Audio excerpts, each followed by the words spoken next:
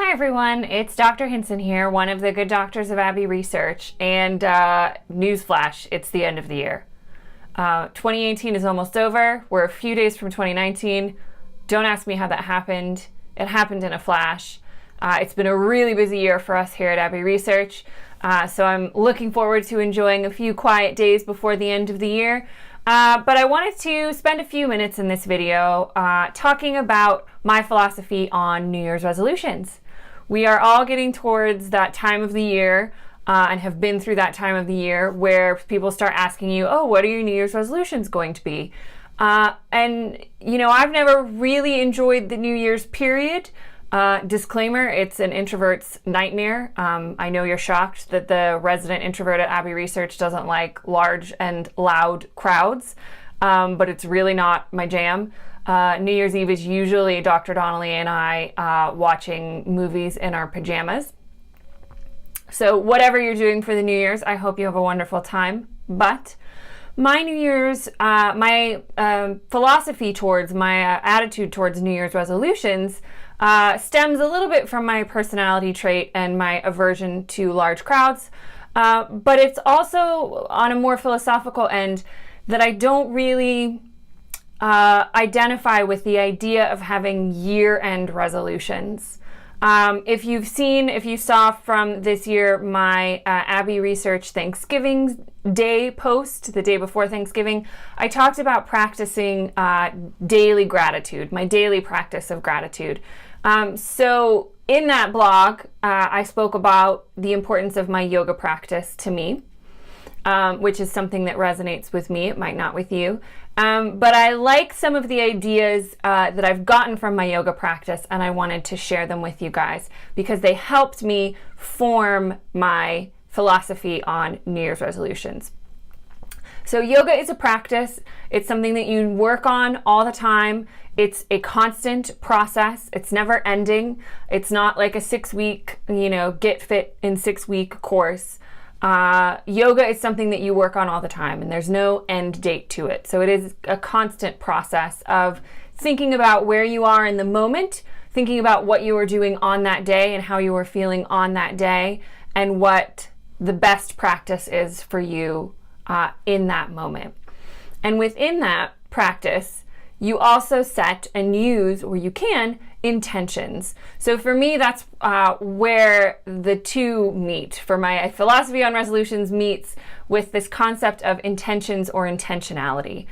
And intentions are a phrase or a thought or a feeling that you set within yoga, you set for your practice. So for this particular practice, I'm going to focus on this, and you think about your intention before you start and while you're practicing. And it helps keep you grounded, and it helps keep you in the moment and focused on what you're trying to achieve.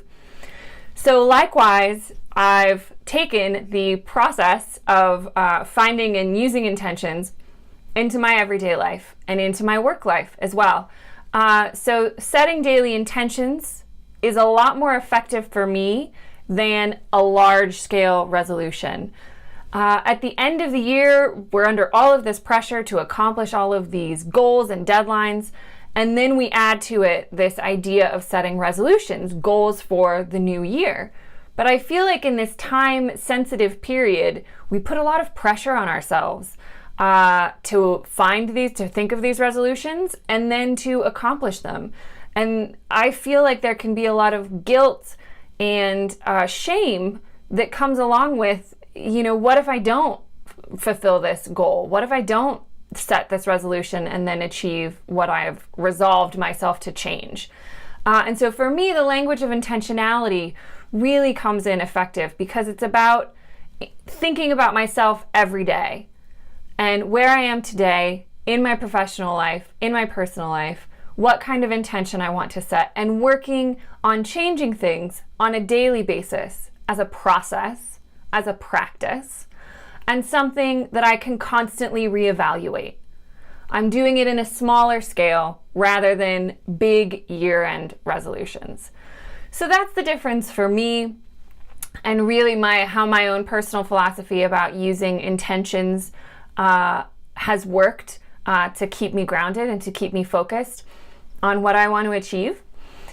And we use this practice of intentionality at Abbey Research as well. So for those of you that followed us this past year, you'll know that we covered 4 intentions, 1 for each business quarter. So we talked about, let me see if I can get the order right, pragmatism, bravery, creativity, pragmatism, and curiosity. There, I got it.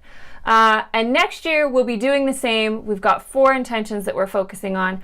We're repeating 2 of them from this year because we feel very strongly in their utility and their necessity of these types of philosophies within a business world, within a business practice. So for 2019, Abbey Research is going to be focusing on pragmatism, insightful, trustworthy, and curiosity. So look for posts about that coming soon, and all the great content that we are going to frame around those intentions and use to guide us as we go through the year. But those are my closing thoughts for the year that was 2018 and my own personal philosophy on using intentions over resolutions. Whatever you do for the end of the year, I hope you have a wonderful time. Dr. Donnelly and I were thrilled to have everybody with us throughout this whole 2018, and we hope you come along with us in 2019 as well. I am going to go enjoy some very quiet and restful and restorative New Year's celebrations, and I will see you all in January. Take care, everybody.